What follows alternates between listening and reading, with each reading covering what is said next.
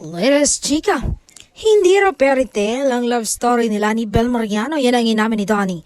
Sa interview ng Matinee Idol, sa isang interviewer ay tinanong nga nila kung fairy tale ba ang love story nilang dalawa. But Donnie said, hindi.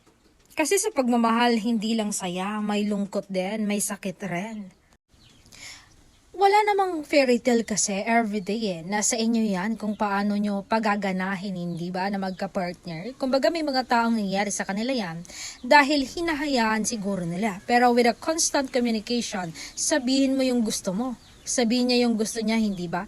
Para maipaglalaban nyo parehas kung ano yung mga bagay na nangyayari sa inyong dalawa.